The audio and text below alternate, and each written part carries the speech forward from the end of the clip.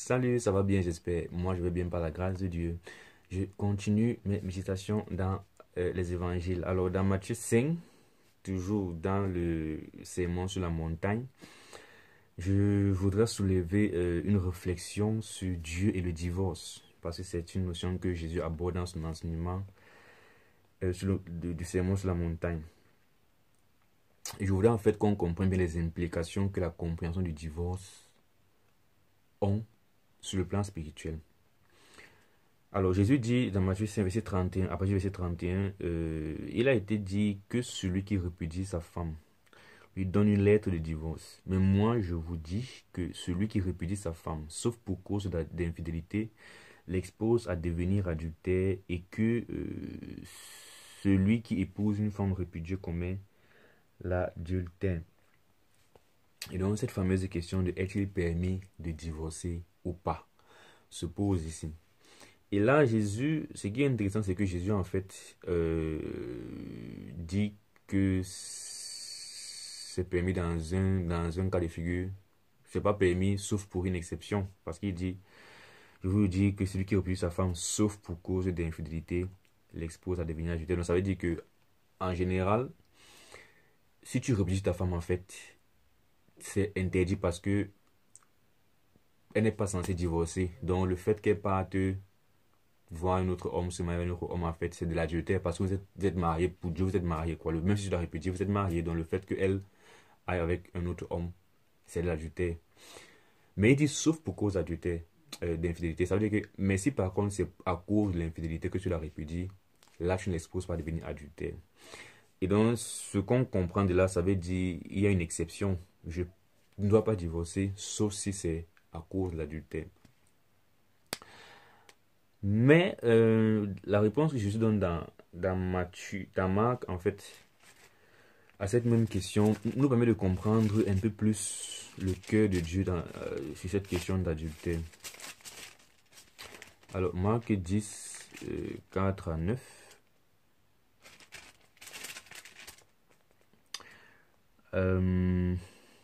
Moïse, dit-il, a permis, on pose la question à Jésus, d'écrire une lettre de divorce et de répudier. Et Jésus leur dit, c'est à cause de la dureté de vos cœurs que Moïse vous a donné ce précepte.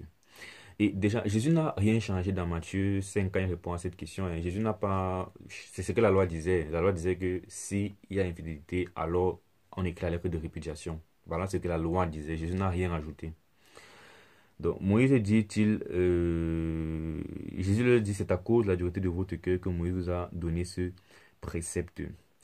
Ça veut dire quoi? Bon, en tout cas, il continue, mais au commencement de la création, Dieu fit l'homme et la femme. C'est pourquoi l'homme quittera son père et sa mère et s'attachera à sa femme.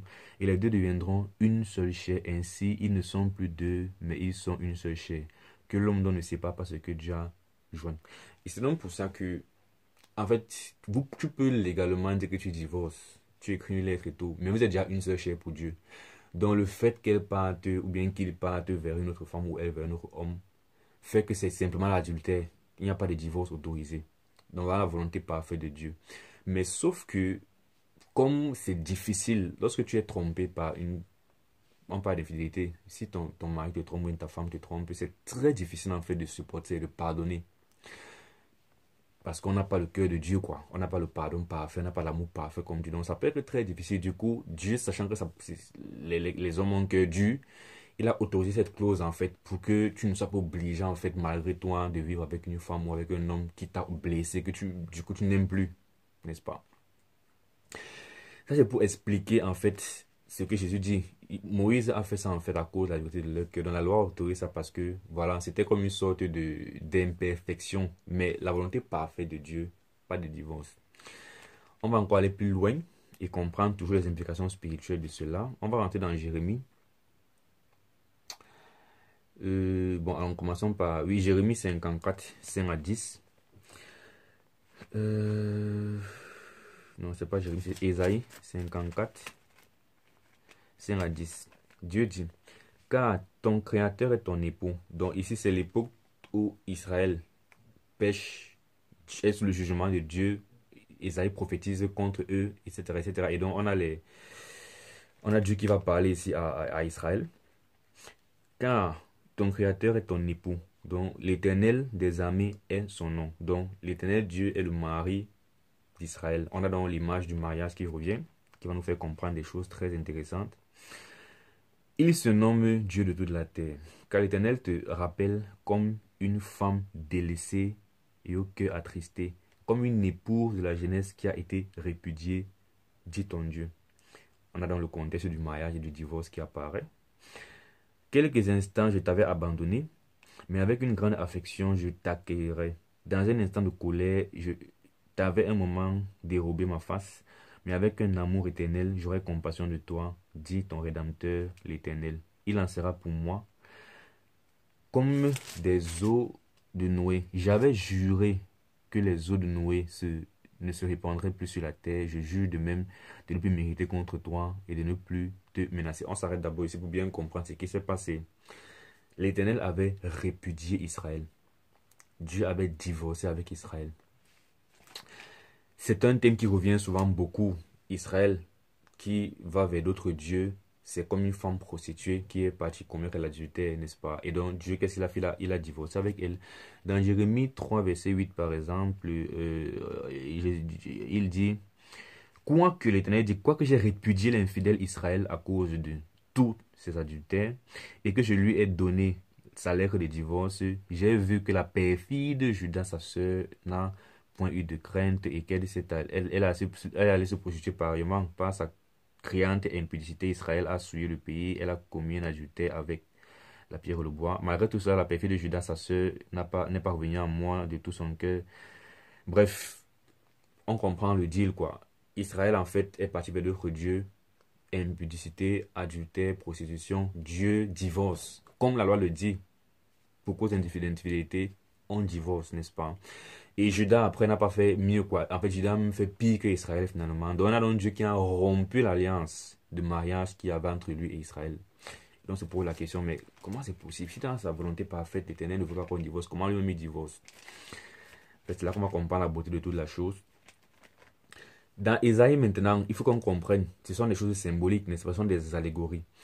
Dieu, en fait, ici, en disant à Israël, je reviens sur ce qu'il a dit dans Isaïe. Il dit, dans un instant de colère, je t'avais un moment dérobé ma face, n'est-ce pas? Mais avec un amour éternel, j'aurai compassion de toi, dit ton Rédempteur éternel. Il en sera pour moi comme les eaux de Noé. J'avais juré, les eaux de Noé se répandraient plus sur la terre. Je jure de même de ne plus m'irriter contre toi et de ne plus te menacer. Quand les montagnes s'éloigneraient, quand les collines chancelleraient, mon amour ne s'éloignera point de toi et mon alliance de paix ne chancellera point, dit l'Éternel, qui a compassion de toi. Est-ce qu'on va dire que je vais en venir? Alliance de paix.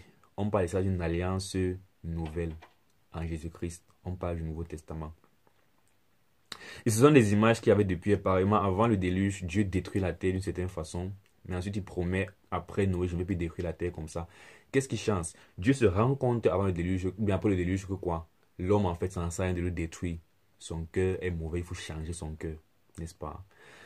Similaire à quoi? Sous l'ancienne alliance, on a le peuple d'Israël qui a un cœur de pierre difficile, qui ne va jamais respecter la loi. Ça ne sert à rien d'essayer de donner les commandements d'un point de vue extérieur et de les frapper d'un point de vue extérieur. Qu'est-ce que Dieu fait donc? Il crée une nouvelle alliance où il va changer de l'intérieur. Mais après Noé, donc, on a un nouveau système, n'est-ce pas? On va changer le cœur de l'homme. Après la loi, on a un nouveau système. Jésus-Christ vient faire quoi? Transformer le cœur par la nouvelle naissance. Et donc cette alliance maintenant que Dieu établit avec son peuple est une alliance qui est meilleure que la première, est une alliance en fait qui est parfaite parce que là il n'y aura plus. En fait, l'alliance sera parfaite. Ce sera impossible de rompre cette alliance parce qu'il dit quand les montagnes s'éloigneraient, quand les collines chancelleraient, mon amour ne s'éloignera point de toi. Maintenant, au départ, pourquoi est-ce que Dieu a frappé et a répudié son peuple? Parce qu'ils ont péché. La loi, c'est que quand tu pêches, je te frappe, n'est-ce pas? Maintenant, Dieu abolit ce système-là. Il dit, je vais créer une nouvelle alliance où, même si qu'est-ce qui se passe, mon âme ne va pas s'éloigner de toi. Donc, ton salut ne sera plus basé sur ton obéissance. C'est-à-dire que ce ne sera plus une affaire de que, oh, tu as péché, d'accord, poum, en fait, non. Il y aura une nouvelle alliance où mon amour sera éternel pour toi. Donc, pour dire que quoi, en fait, Dieu qui autorise dans l'ancienne alliance le divorce, c'est une image de l'imperfection de la loi, du système de la loi. n'est-ce pas? Et donc, Dieu dans la nouvelle alliance, en fait, qu'est-ce qu'il fait? On revient à la volonté parfaite de Dieu, qui est que quoi? Pas de divorce. Donc, en fin de compte, Dieu est en train de dire à Israël que j'avais divorcé, non, mais c'est pour faire comprendre quelque chose. Mais ma volonté parfaite, c'est de ne jamais divorcer. Et, by the way, j'établis une nouvelle alliance, en fait, où il n'y aura pas moyen que je divorce avec toi. Et tout ça, c'est pour nous enseigner, en fait, sur le Nouveau Testament, sur la nouvelle alliance. En Jésus-Christ, en fait, pas de divorce, pas de rupture d'alliance. Et donc, pour revenir encore à des questions de mariage littéral, la volonté parfaite de Dieu n'est pas qu'on divorce. Même pour cause d'infidélité. Ce n'est pas qu'on divorce. Depuis le départ, Dieu avait dit, vous êtes une seule chair, pas de divorce, n'est-ce pas?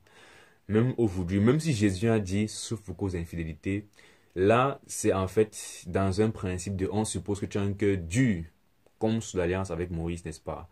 Mais dans la mesure où ton cœur a été régénéré, où tu as eu un cœur de chair, l'Esprit Saint t'a transformé, on s'attend à ce que tu aies maintenant un cœur souple, aimant comme le cœur de Dieu. Donc tu puisses, comme Dieu, avoir un amour inconditionnel, bon, pas inconditionnel, mais veut dire un amour qui pardonne tout, comme la définition de l'amour le dit. Donc, est-ce que si un chrétien aujourd'hui divorce pour cause d'infidélité, il aura péché? Je ne pense pas. Jésus a clairement dit non, ce n'est pas un problème. Mais la volonté parfaite de Dieu, en fait, pour le chrétien, c'est de ne pas divorcer sous aucun prétexte.